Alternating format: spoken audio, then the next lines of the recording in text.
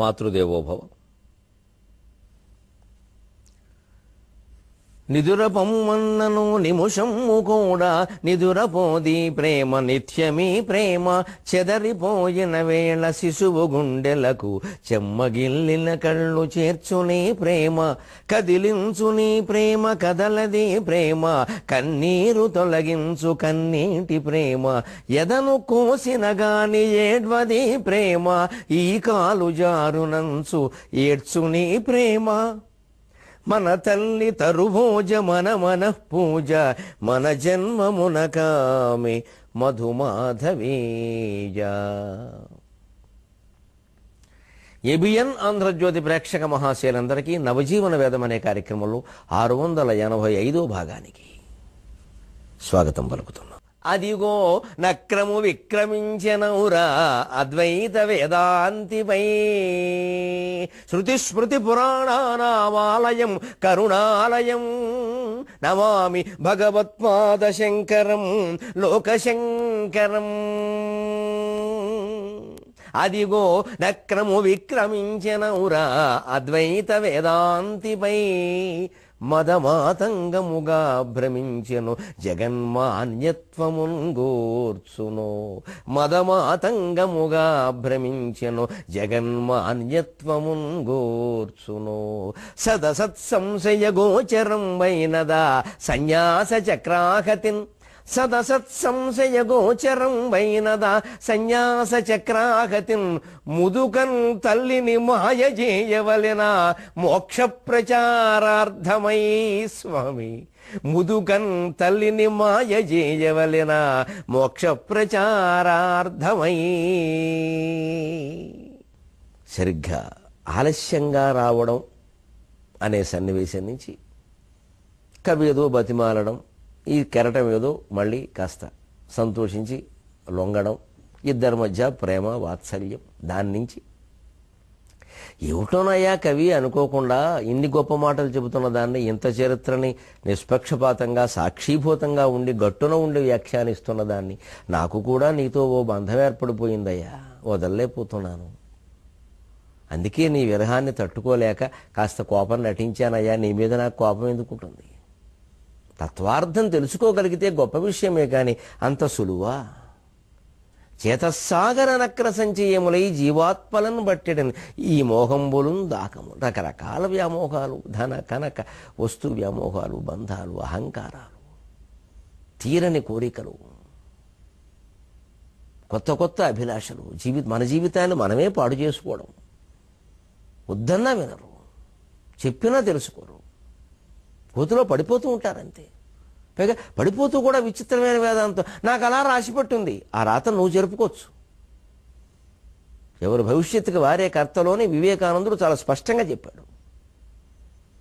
మనం కావాలని చెడగొట్టుకుంటామండి.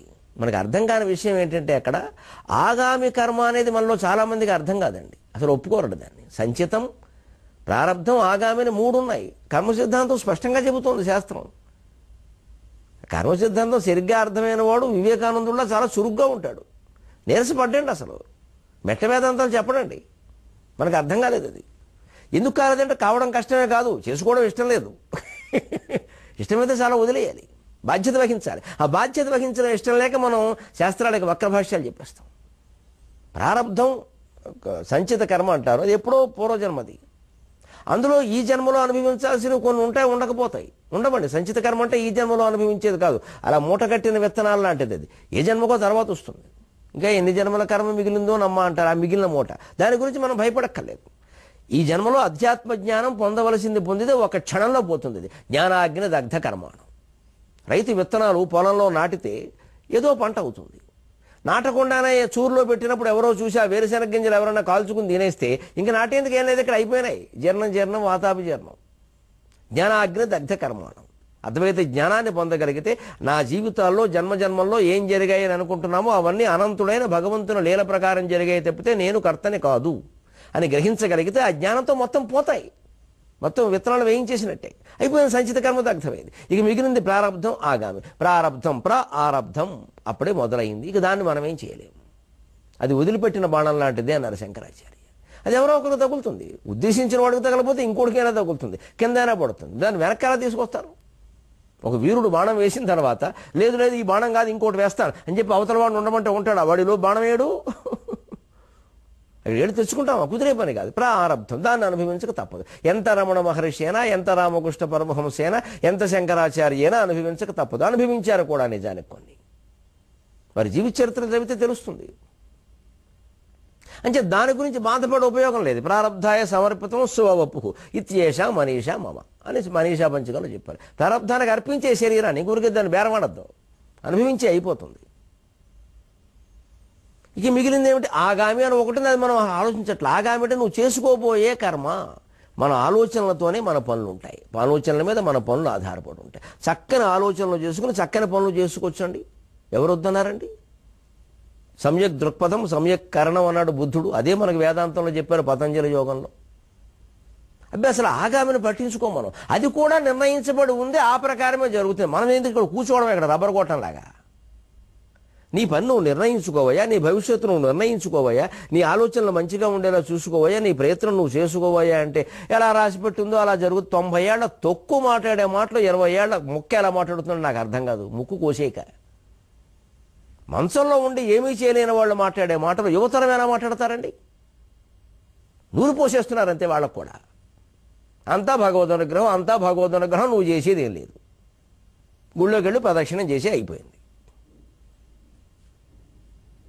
ఈ పిచ్చి మాటల ప్రభావానికి లోనైతే చాలా ప్రమాదం అండి. ఇది ఆగామి కర్మ ఇప్పటికింకా అసలు మొదలు పట్టబడలేదు.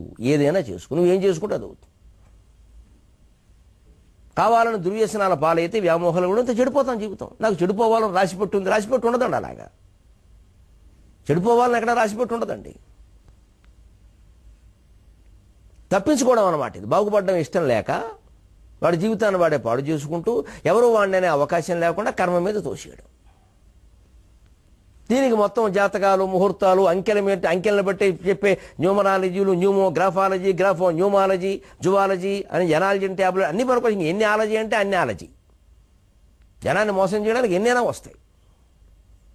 అన్నీ ముందే నిర్ణయించబడిపోతే మనకెందుకండి ఇక్కడ? ఇదే ఇప్పుడు ఆద్య తత్వంలోకి వెళ్ళబోతున్నాం జగద్గురు శంకరాచార్య ఆశీర్వచనంతో. అలా లేదు, ఉండదని చెప్పాడు ఆయన స్పష్టంగా. ఇక్కడ చూడండి ఏం జరిగింది. ఇదే అద్వైత తత్వం. అలా ఉంటే ఈ మోహాలు దాహాలు తట్టుకోవచ్చేమో కానీ అంత కష్టం కదయ్యా. ఈ మనస్సులో ఎందుకు పోతున్నాం అంటే మనస్సులో చేతస్సాగర నక్ర సంచయములే. మనస్సులో కోరికలనే మొసళ్ళు ఉంటాయి. ఎప్పుడు ఏ మొసలు పట్టుకుంటుందో తెలియదు. కోరికలు తీరేయడానికి లేదు, ఏదో కోరిక, మళ్ళీ కొత్త కోరిక. 40-50 ఏళ్ళ దాటి సంసారాల్లో స్థిరపడిన వాళ్ళు కూడా పిచ్చి కోరికలన్నీ పుడుతున్నాయి. ఇప్పుడు కొత్తగా 40 ఏళ్ళు వచ్చాక విడాకులు కర్మ అంటారు దీన్ని. ఏమిటంటే నాకేదో జరుగుతుంది, ప్రతి వాళ్ళకి జరిగింది. అప్రతిష్ట తప్పితే జరిగేది ఏం లేదు ఇక్కడ. ఈ అమ్మాయి కాకపోతే ఆ అమ్మాయి, వీడు కాకపోతే వాడు, అంతా మోసగాళ్లే. ఆ మోసం ఎలాగో మోసం తప్పప్పుడు పాతవాడేనయం. ఎందుకంటే వాడు మోసం చేస్తే తప్పుకునే విధానం కూడా మనకు తెలుసు. వాడితో 20 ఏళ్ళు కాపురం చేశాం కదా, తప్పుకునే విధానం కూడా తెలుసు. కొత్త వాడు మోసం చేస్తే తప్పుకునే విధానం కూడా తెలియదు, వాడు కాల్చిపారేస్తాడు. ఆడా మొగ అందరం తెలుసుకోవలసిన విషయం అండి. ఏమీ లేదు. ధనం, అహంకారాలు, అవకాశాలు, సెలబ్రిటీ స్థాయి, ఇవే మూలం. దాన్ని మనం జయించలేకపోతున్నాం. అది అద్వైతం ద్వారా సాధ్యం, శంకరాచార్య సిద్ధాంతం ద్వారా సాధ్యం. అది ఎలా సాధ్యమో చూద్దాం. అదిగో నక్రము విక్రమించనవురా అద్వైత వేదాంతిపై. నిజానికి అద్వైత వేదాంతం అని వాడితే మాకు గురుతుల్యులు, మహానుభావులు రాజమండ్రిలో ఉంటారు, విశ్వనాథ గోపాలకృష్ణ శాస్త్రి గారు కోప్పడతారు. అద్వైత వేదాంతం ఏమిటాయి, వేదాంతం అంటేనే అద్వైతం అంటారు ఆయన. నిజమే మరి, అదంతే. అద్వైతం అన్నాక వేదాంతం అని చెప్పక్కల, వేదాంతం అన్నాక అద్వైతం అని చెప్పక్కల. వేదాంతంలో ద్వైతం, ఇతర విశిష్టాద్వైతాలు అవన్నీ ఉండవు, అవి వేదాంతాలు కావు. వేదాంతం అంటే అద్వైతం ఒకటే. ఇక్కడ వేదాంతం అన్నారు మీరే. అవి ఒక్క పదార్థం ఉంటేనే కుదురుతుంది, రెండు ఉంటే కుదరదు. రెండోది భ్రమే, తీసి పారేయవలసింది, అది మాయే. మంచిది. అద్వైత వేదాంతం ఏమిటో అన్నారు ఈ పద్యం. ఎప్పుడో నేను 15 ఏళ్ల క్రితం ఎప్పుడో ఆయనకి వినిపిస్తే అద్వైత వేదాంతం ఏమిటో గరికిపాటి అన్నారు. ఏం చేయనండి మరి, అలా తప్పదండి ఏదో అనిపించింది. సరే కానీ అర్థం కావాలిగా విషయం అన్నారు ఆయన. అద్వైత వేదాంతిపై నక్రం విక్రమించిందని సరిగ్గా శంకరాచార్య బాల్యంలో జరిగిన ఘట్టం. ఎప్పటికీ కాలడలో అది ఏ చెరువులో జరిగిందో చూపిస్తారు. కేరళలో మొసలి విక్రమించిందట. మతమాతంగముగా భ్రమించెను. అందుకే సాగర ఘోష కవి అనుకుంటాడు, బహుశా ఏనుగు అనుకుందేమో మొసలని కానీ గజేంద్ర మోక్షంలోకి వెళ్ళాడు. మరి చిన్నపిల్లాడు ఏనుగు అనుకోవడం ఏంటి? బక్కగా ఉంటేను ఏనుగు అనుకుని పట్టుకుందేమో గజేంద్ర మోక్షం మళ్ళీ రప్పిద్దామని కాలంలోకి. అదిగో నక్రము విక్రమించెనవురా అద్వైత వేదాంతిపై మదమాతంగముగా భ్రమించెను జగన్మాన్యత్వమున్ గుర్చును సదసత్సంశయ గోచరం వైనదా సన్యాస చక్రాకతిన్ ముదుకన్ తల్లిని మాయ చేయవలెన మోక్ష ప్రచారార్థమై. అనేక రకాల ఘట్టాల కలగలుపు. ఎందుకంటే ఆ జీవితం మొత్తాన్ని వర్ణించాలంటే ఏదో 10-15 పద్యాలు సరిపోతాయా? మరి సంక్షిప్తంగా చెప్పాలి అంటే కొన్ని కలగలుపులు ఉండాలి. అది కొంచెం ఔచితీభరితంగా ఉంటే సరిపోతుంది, అనౌచిత్యం కాకుండా. మదమాతంగముగా భ్రమించను. మొసలు ఏనుగు అనుకుందేమో పట్టేసుకుంది పాపం చిన్నపిల్లాన్ని అని. ఒకటి జగన్మాన్యత్వమును కూర్చునో. ఏమో ఏ మనిషి జీవితంలో ఏ ఘట్టం ఏ మలుపు తిప్పుతుందో, ఆయన జీవితాన్ని ఏ మలుపు తిప్పడం కోసం ఏ మొసలు పట్టుకుందో. ఇంకా చిత్రం ఏమిటంటే సదసత్సంశయ గోచరం వైనది. అసలు ఉందా లేదా మొసలు, అదో పెద్ద అనుమానం అండి. ఎందుకంటే ఈ పెద్ద మనిషి అనకూడదు, చిన్నపిల్లాడు. ఈ చిన్నపిల్లాడు చేసిన మాయ ఏమిటంటే ఆయన ఇంటి పక్కన ఉండేటువంటి ఆ పూర్ణానదికి సంబంధించిన ఒక సరస్సు ఉంది, ఒక మడుగు. అక్కడ స్నానం చేస్తూ అమ్మా మొసలు పట్టుకుందని అరిచాడు. ఇంత చేస్తే 5 ఏళ్ళు 6 ఏళ్ళ పిల్లాడు. అప్పటికి ఉపనయనం అయింది, తండ్రి లేడు. ఆ తర్వాత తండ్రి చనిపోయాడు. తల్లి బంధువులు కూడా ఎవరూ లేరు, ఆవిడే పెంచుతోంది. ఆ బ్రాహ్మణ వితంతువు అమ్మా మొసలు పట్టుకుందని అడిచాడు. తల్లికి కంగారు పడి వచ్చింది పాపం. లోపల ఏమిట్రా శంకర ఏమైందో మొసలు పట్టుకోవడం ఏమిట్రా, మనం అడుగులో ఎప్పుడు ఎందుకుంటాయి, అబ్బాయి కల్పిస్తే ఉంటాయి. అబ్బాయి ఏమైనా తక్కువవాడా, కైలాసం నుంచి దిగిన రకమై ఎందుకు ఊరుకుంటాడు? మాయలు వాళ్ళకి నేర్పేది ఏమిటి? శివుడికి కేశవుడికి మాయలు మనం నేర్పుతాం. పాపం ఈ అమాయకపోతే ఏం తట్టుకుంటుందండి ఆయన దగ్గర. మొసలు పట్టుకుంది. ఎదురా ఏమిట్రా బాబు, నాకు కనపట్లేదు. నీ కనపట్లేదమ్మా, నా తొడ పీకేస్తోందమ్మా, చంపేస్తూ చచ్చిపోతానమ్మా అన్యాయంగా. ఏమిట్రా అదేమిట్రా బాబు, ఎలా వదులుతుందిరా, ఏం చేయాలి? సన్యాసం పుచ్చుకుంటే వదిలేస్తున్నారు. ఇది ఎక్కడ మొసలి, సన్యాసి మొసలి. ఎంత మాయండి. మహానుభావుల జీవిత కథలు వింటే ఎంత చిత్రంగా ఉంటాయండి. ఈ జన్మకు అర్థమవుతాయి అసలు అవి. మొసలు పట్టుకోవడమా? చిన్నప్పుడు బాలకృష్ణుడు లీలల్లో కూడా ఉంటుంది. ఆయన కావాలని అక్కడ శకటాసురుడు ఉన్నాడు. వాడు వచ్చి అక్కడ బండిలో చేరాడు శకటాసురుడుగా. అంతకుముందు అది బండి. అసురుడు చేరాక శకటాసురుడు అయింది. బాలకృష్ణుడు చూశాడు, ఆయన యశోద ఎత్తుకుంది ఆయన్ని. చూశాడు, సరే వచ్చావా చూద్దాం, గుడ్ మార్నింగ్ అన్నాడు అని చెప్పి ఇంత లావైపోయాడు. మనిషి అలాగే ఉన్నాడు, బరువు. అణిమ మహిమ గరిమ లఘిమ, బాగా బరువు అయిపోయాడు. లావోలా బరువు అయిపోయాడు. బిడ్డ ఎంత బరువు అయ్యాడంటే బాలకృష్ణుడు యశోద మొయ్యలేనంత బరువు అయ్యాడు. కానీ పొయ్యలేకపోతున్నాం ఏమిటి, ఇంత బరువు అయిపోయాడని బిడ్డని అనకూడదు, దిష్టి తగులుతుంది. అందుకని తల్లి ఏమిటో ఎలా అయిపోయాడు, ఏమిటో బిడ్డ మొయ్యలేకపోతున్నావు, బాగుండదు, మొయ్యలేని ఎవరినైనా ఎత్తుకోమంటే బాగుండదు కూడా, నీ బిడ్డ నీకు బరువు అయ్యాడు అంటారు. ఏం చేయలేకుండా పాపం ఆ తల్లి అక్కడ కూర్చోబెట్టి లోపలికి వెళ్ళింది. భరించలేకపోతుంది. అయ్యి 14 భువనాలు లోకం కడుపులో పెట్టుకున్నవాడు మొయ్యడం సాధ్యమండి. ఆయన కొంచెం బరువు పెంచాడు అంతే. అక్కడ పెట్టి అప్పుడు ప్యాకేశాడు. ఈవిడ లోపలికి వెళ్ళడం చూసి ప్యాకేశాడు. ఆ బండి కిందకి వెళ్ళాడు, పెడిమంది తేనాడు. ఆ బరువు అయింది అందుకు. మామూలు బాలకృష్ణుడి కథ అంతే, బండి లేవదు. 14 భువనాలు కడుపులో పెట్టుకున్న శ్రీ మహావిష్ణువు కథ అంతే, బండి ఏం కర్మ, బ్రహ్మాండం లేస్తుంది. లేచింది పైకి, పట్టుకున్నాడు వాడిని. ఈ లీల పాపం అమాయకపు తల్లికి ఏమర్థం అవుతుందండి? ఆ యశోదకి ఈ కృష్ణుడి లీల అర్థం కానట్టే ఆర్యాంబకి బాలశంకరుడి లీల కూడా అర్థం కాల. సత్సంశయ గోచరం పైనదా సన్యాస చక్రాకతి. సన్యాసం పుచ్చుకుంటే మొసలు వదిలేయడం ఏమిట్రా, ఎవరూ చెప్పాలా, నువ్వు ఎందుకు అనమ్మా, సన్యాసం పుచ్చుకోమని చెప్పమ్మా, వదిలేస్తున్నాడు. తల్లికి బిడ్డ ప్రాణం ముఖ్యం కదండి. ఇది పెళ్లి చేసుకోవడం, పిల్లల్ని కన్నా ఇవన్నీ ఏ తల్లైనా కోరుకుంటుంది. కానీ బిడ్డ ప్రాణం పోతుందంటే ఎవరన్నా ఒప్పుకుంటారా? ఒరే ప్రాణం పోయినా మంచిదే, నువ్వు పెళ్లి చేసుకోవాలంటారా? పెళ్లి చేసుకున్నాక ఎలాగో పోతుంది, వేరే చెప్పేదేమిటి, ఉన్నా సుఖంగా ఉన్నాడు. అందుకని పెళ్లి ముఖ్యమా ప్రాణం ముఖ్యమా అంటే ఏ తల్లైనా ఏముంటుంది, ఆ బిడ్డ నా కళ్ళ ముందు ప్రాణాలతో ఉంటే చాలమ్మా అని పోన్లే నేను ఒప్పుకుంటున్నా. దాన్ని ఆతుర సన్యాసం అంటారు, అప్పటికప్పుడు పుచ్చుకోవడం. నువ్వు అనుమతి ఇవ్వమ్మా, ఎందుకంటే మన ధర్మశాస్త్రం ఎంత గొప్పదో దయచేసి ఆలోచించండి. హిందూ ధర్మశాస్త్రాలకి ప్రణామం, ఆ మనువు అనే మహర్షికి ప్రణామం. తల్లి అనుమతి లేకుండా, పెళ్ళి అయితే భార్య అనుమతి లేకుండా సన్యాసం పుచ్చుకుందుకు వీల్లేదు. ఎట్టి పరిస్థితుల్లో ధర్మశాస్త్రం ఒప్పుకోదు. తప్పు చేసినట్టే లెక్క.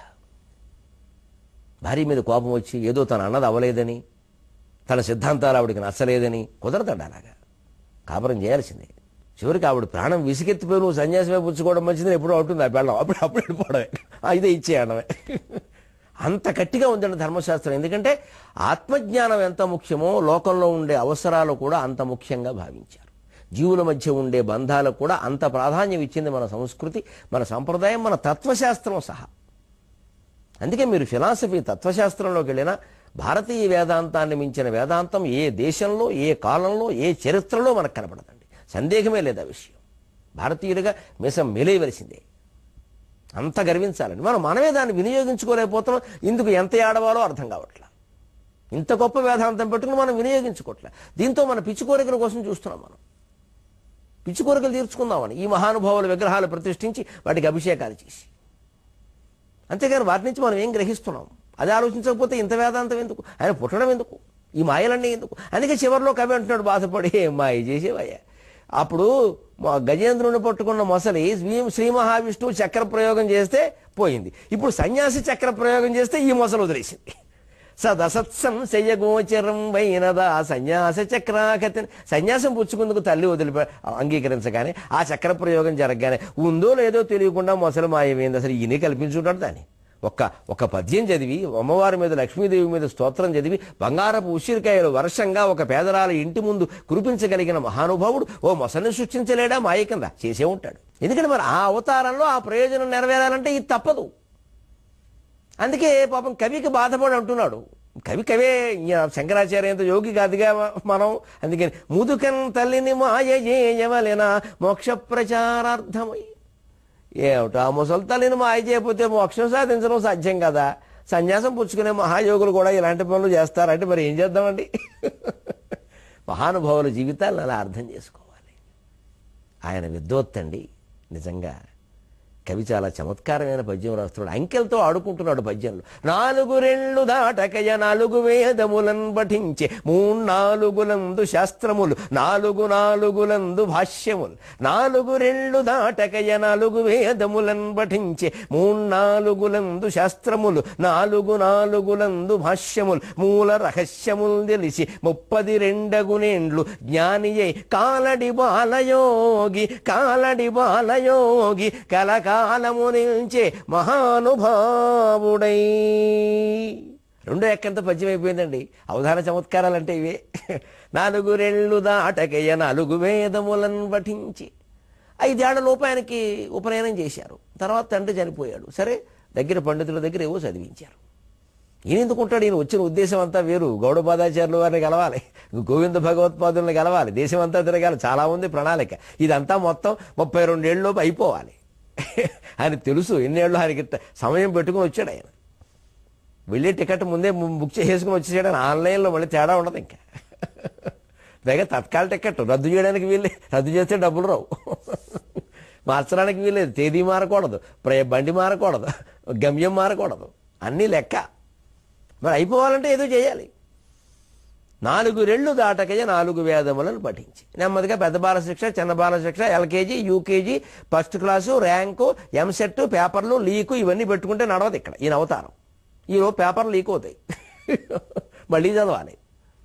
అందుకే 4 రెళ్ళు దాటకయ్య 4 వేదములను పఠించి 8 ఏళ్లకి 4 వేదాలు చదవగలిగాడు భాష్యంతో, అర్థంతో సహా. 3 నాలుగులందు శాస్త్రములు. 3 4 12, 2 4 8, 3 4 12. ఇంకో 4 ఏళ్ళు అయ్యేసరికి ధర్మ శబ్ద జ్యోతిస్తర్క మీమాంసాది సమస్త శాస్త్ర నికర చాతుర్యం. షడంగ సహిత వేద సముదాయ కోవిదత్వం. షడంగ సహిత వేద సముదాయ కోవిదత్వం. ధర్మ శబ్ద జ్యోతిస్తర్క మీమాంసాది సమస్త శాస్త్ర నికర చాతుర్యం. కౌటిల్యకీయ కామందకీయాది నీతి శాస్త్ర పాఠవం. కావ్య నాటక ఆఖ్యానక ఆఖ్యాయక ఇతిహాస పురాణ చిత్ర కథా ప్రబంధాది పురాణ గణ నైపుణ్యం. సంగీత సాహిత్య హారిత్వం. వీణాద్యశేష వాద్య దాక్ష్యం. మాతంగ తురంగాది వాహన ఆరోహణ పాఠవం. ఇలాగా దశకుమార చరిత్రలో చెబుతాడు. ఆనాటి రాజకుమారుడికి ఏ విద్యలు చెప్పేవారో చెబుతాడు. సంస్కృత వచనంలో అద్భుతంగా ఉంటుంది గద్యంలో. అలాగా ఈయన బ్రాహ్మణుంట్లో పుట్టాడు కాబట్టి, యోగి కాబట్టి, యోగి కావలసిన వాడు కాబట్టి ప్రవక్త కావాలి కాబట్టి ఈయనకు అవసరమే ఈయన నేర్చుకున్నాడు. గుర్రం ఎక్కడం గాడిద ఎక్కడం ఈయనకేం పని, అవసరం లేదు. ఇప్పుడు కొత్తగా మొదలెట్టారుగా హైదరాబాద్లో గుర్రాల మీద వస్తున్నారండి. ఇప్పుడు రేస్ కోర్సు మొదలైందండి రోడ్డు మీద. ట్రాఫిక్ జామ్కి ఇదోటి గొడవ ప్రమాదాలు ఎక్కువ జరుగుతాయి. ఇప్పుడు గుర్రం ఎక్కువ వస్తాడు. ఎందుకంటే మరి టెక్నో స్కూల్స్ వాళ్ళు హార్స్ రైడింగ్ అని ఇంకో ₹1,00,000 ఎక్కువ వసూలు చేశారు కదా. అందుకని బాగా ఒళ్ళు పరిచిన వాళ్ళు అందరూ గుర్రాలు కొనుక్కుంటున్నారండి. ఇంట్లో కుక్కలను కొనుక్కున్నారు ఎంతవరకు, ఇప్పుడు గుర్రాలు మొదలెట్టారండి. ఇప్పుడు ఆ గుర్రం మీద ఈ గాడిద బయలుదేరతాడు. అసలు చచ్చిపోతున్న వర్షం గురించి ట్రాఫిక్ ఇదైపోయి ఇప్పుడు గుర్రాలు ఒకటి ఇక్కడ వెర్రి బాగా ముదిరిందండి. ఎంత డబ్బు అక్రమంగా సంపాదిస్తున్న వాళ్ళు ఎన్ని షోకులు ప్రదర్శిస్తున్నారంటే ఇంకా ప్రజల్లో, చాలా పేద ప్రజల్లో విసుగొచ్చేసి భయంకరమైన విప్లవం వస్తున్న అనుమానమే లేదండి. భయంకరమైన విప్లవం అండి. డబ్బు ఉన్నవాడు అంటే పాపాత్ముడని భావించే స్థితి వస్తుంది. జాగ్రత్త పడుదుముగాక. మన డబ్బులు, మన వైభవాలు పేదవాళ్ళని ఆదుకోవడానికి, వైభవాలు ప్రదర్శించి వాళ్ళలో అసూయాజ్వాల రగిలించడానికి కాదు. చదువుకున్న వాళ్ళు చదువుకోవాలి. గుర్రాలెక్కి ఊళ్ళలోకి రావడం ఏంటి? ఏం చేస్తారు వీళ్ళు? గుర్రం ఎక్కి కాశ్మీర్ సరిహద్దులోకి వెళ్ళమనండి వెధవల్ని, అక్కడ ఊరేగమనండి గుర్రాల మీద. అబ్బే ఆ ధైర్యాలు లేవండి. అందుకని గుర్రాలు ఎక్కడం, గాడిదలు ఎక్కడం ఇవి ముఖ్యం కాదండి. ఏ వృత్తిలో ఉన్నవాళ్ళకి ఆ విద్యలు ముఖ్యం. ఆయనకు అవసరమైంది వేదశాస్త్రాలు. 8 ఏళ్ళు వచ్చేసరికి 4 ఏళ్ళు వేదాలు నేర్చుకున్నాడు. 3 నాళ్ళు 12 ఏళ్ళు వచ్చేసరికి శాస్త్రాలు నేర్చుకున్నాడు. ధర్మశాస్త్రం, వ్యాకరణ శాస్త్రం, తర్కశాస్త్రం, పూర్వమీమాంస, ఉత్తరమీమాంస, జ్యోతిష్ శాస్త్రం, వీటిని శాస్త్రాలు అంటారు. పురాణాలను శాస్త్రాలు అనరు. పురాణాల్లోంచి శ్లోకం చదివి శాస్త్ర ప్రమాణం అనకూడదు. అది పురాణ ప్రమాణం. శాస్త్రంలో ఉంటేనే నిజం, లేత కుదరదు. క్షేత్రమహత్యాలు, తీర్థప్రమత్యాలు పురాణం పాటి కూడా చెయ్యవు. వాటిని ప్రమాణంగా చూపించకూడదు. అవి సందర్భానుసారంగా వస్తాయి. వాటి శాస్త్ర ప్రమాణం అనరు. సంస్కృతంలో ఉన్నంత మాత్రాన, శ్లోకంలో చెప్పినంత మాత్రాన శాస్త్ర ప్రమాణం కాదని నాస్తిక సిద్ధాంతాలు కూడా సంస్కృతంలోనే ఉన్నాయి. ప్రమాణాలు అవుతాయి. ప్రమాణం అనచోడ శాస్త్ర ప్రమాణం. ధర్మశాస్త్రమా, శబ్దశాస్త్రమా, జ్యోతిష్ శాస్త్రమా, తర్కశాస్త్రమా, పూర్వమీమాంస, ఉత్తరమీమాంస, ఏం చదివో ఎక్కడి నుంచి చెబుతున్నావో చెప్పాల్సిందే. లేదు పురాణం అంటే పురాణ ప్రమాణం 18 పురాణాల్లో ప్రమాణం ఉండాలి. భాగవతంలో ఉండాలి ప్రధానంగా. అది కూడా 13,707 శ్లోకాల్లోనే ఉండాలి. బయట నుంచి చేస్తే కుదరదు. అన్ని రకరకాలు ఉంటాయండి. మనకు నోటుకొచ్చిందల్లా ప్రమాణం అవుతావు. మనం ఎందుకు ప్రమాణం అని చెబుతూ ఉంటే మనకి ఎంతకంటే ఏమి రాదు. అవి చదవలేదుగా, అందుకని అవి అందుకే రేపు ఈయన సర్వమతాలని సమన్వయం చేసి అద్వైతాన్ని ప్రతిష్టాపన చేయబోతున్నాడు స్థిరంగా. ఉన్నదే ఇదివరకు ఉన్నదే స్థిరంగా మరోసారి. అంటే ఇతర మతాలని ఖండించి తీరాలి. ఖండించాలంటే ప్రమాణాలు ఉండాలి. నాకు తోచింది కాబట్టి అంటే ఊరుకోరు వాళ్ళు. వాళ్ళ గ్రంథాల నుంచి ప్రమాణం చూపించాలి అవసరమైతే. అది చదవాలి. అందుకని చదివాడు. 3-4 శాస్త్రములు, 4 భాష్యములు. వేదములకు భాష్యములు ఉన్నాయి అప్పటికే, మహానుభావులు రచించినవి. 4 16 ఏళ్ళు వచ్చారు. ఆ భాష్యాలు కూడా పూర్తయినాయి. మూల రహస్యములను తెలిసి అది గ్రహించాలి. చదువు అంటే మూల రహస్యం తెలుసుకోవాలి, కంఠస్థం చేయడం కాదు. ఇవాళ దురదృష్టవశాత్తు బిట్లు కంఠస్థం చేయడం పిల్లలు తెలివితేట కింద పరిగణిస్తున్నాం మనం. కాస్త గట్టిగా కృషి చేస్తే కంఠస్థం చేయడం చాలామందికి వస్తుంది. ధారణ బ్రహ్మరాక్షసుడు అని పేరు పొందిన వ్యక్తిగా, సహస్రావధానం చేసి 1000 పద్యాలు ఏకధాటిగా అప్పగించిన వ్యక్తిగా, ఈ సాగరఘోష కావ్యం 1116 పద్యాలు ఇప్పటికి ప్రపంచంలో 4 చోట్ల ఏకధాటిగా 8 గంటల లోపే అప్పగించిన వ్యక్తిగా చెబుతున్నా. ధారణ అంత గొప్ప విద్య కాదు. దానికోసం పిల్లల్ని ఇబ్బంది పెట్టకండి. ప్రజ్ఞ, సృష్టి. ప్రజ్ఞ అంటే సృష్టి. నేను సాగరఘోష అప్పగించినప్పుడు 100 సార్లు అప్పగించిన నాకు కలగని ఆనందం ఈ శంకరాచార్య ఘట్టాలు రచించినప్పుడు కలిగింది. కవి సృష్టిగా, సృజనాత్మక కావ్యకర్తగా కలిగే ఆనందం వేరండి. ఒక జీవితం అంతా, ఒక స్త్రీ జీవితం అంతా గడపచ్చు. కానీ ఆ ప్రసవం కలిగి, ప్రసవ వేదన పడి బిడ్డ పుట్టినప్పుడు ఆ ఆనందం వేరండి. ఆ బిడ్డ జీవితానికి మనం పునాది కాగలిగాం. ఆనందం వేరు కదా. ఒక కావ్యం సృష్టించాం. ఇది మన సృష్టి. ఎంత ఆనందం ఉంటుంది అందులో. అలా సృష్టించింది ఒక్క పద్యం చాలు 100 పద్యాలు అప్పగించడం కంటే. అప్పగించడం ప్రజ్ఞ. దాని గొప్పతనం దాంది. కానీ దీంతో దాన్ని పోల్చకూడదు. సృజనాత్మకత ఎప్పుడు ఈ బట్టి పట్టడం కంటే గొప్పదే. పిల్లల్లో సృజనాత్మకతని కాపాడాలి. అప్పుడు మూల రహస్యములు తెలిసి, మౌలికమైన రహస్యం ఏమిటి, అసలు ఈ ఫిజిక్స్ ఎందుకు నేర్చుకోవాలి, కెమిస్ట్రీ ఎందుకు నేర్చుకోవాలి, మంచి మందులు తయారు చేయడం కోసం రసాయన శాస్త్రం నేర్చుకోవాలి, మంచి వైద్యుడిగా పేరు పొందడం కోసం రసాయన శాస్త్రం నేర్చుకోవాలి, పేపర్ లీక్ చేయడానికి కాదు. అప్పుడు కెమిస్ట్రీకి పామిస్ట్రీకి తేడా ఏముంది? వ్యాపారం చేసి వైద్యం మీద దోపిడీ చేయడానికి కాదు వైద్యం నేర్చుకోవడం. కడుపు నొప్పితోనో కాలు నొప్పితోనో అల్లలాడిపోయి తట్టుకోలేక వస్తుంటే, గుండె నొప్పితో మూర్చిపోయి వస్తుంటే ఆ రోగిని ఇలా పట్టుకుని చేతి స్పర్శ మాత్రం చేతనే, తన నోటి మాట మాత్రం చేతనే తగ్గించగలిగితే వైద్యో నారాయణో హరిహి. లేదు వెంటనే పనిచేసేటువంటి ఒక్క బిళ్ళ రాసి అది వేసి తగ్గించగలిగితే వైద్యో నారాయణో హరిహి. నీకెందుకు నేనున్నానయా అనే ధైర్యం కల్పించగలిగితే వైద్యో నారాయణో హరిహి. అదండి వైద్య వృత్తి మూల రహస్యం అంటే అది. నేను ₹1 పెట్టి చదువుకున్నానండి, నాకు 2 కోట్లు ఇవ్వాలండి, వ్యాపారస్తులు అంటారు వీడిని. వైద్యులు ఎందుకంటారు? వీడే పెద్ద పేషెంటు, డబ్బు పేషెంటు. డబ్బు జబ్బు పట్టుకుంది ఈ వైద్యుడికి. వీడికి ముందు వైద్యం చేయాలి, వీడు వైద్యం చేయడం వీడి. ఇదే మూల రహస్యం. ఏ విద్య అయినా చదవండి, ఇప్పుడు మీరు చదివించండి పిల్లల చేత. మూల రహస్యం తెలిసింది. అసలు ఎందుకు ఈ విద్య? అన్నం తింటున్నాం, అది అరగడానికి. అంతేగా రకరకాల పదార్థాలు తినడానికి కాదుగా. అరగనప్పుడు ఎందుకండి అన్నం? రోగం వస్తుంది. 32 జ్ఞాని అయి సంపూర్ణంగా జీవితాంతము జ్ఞానిగానే బతికాడు. ఎప్పుడు అజ్ఞానపు మాట ఆయన నోటమట రాలేదు, ఒక్కటి కూడా.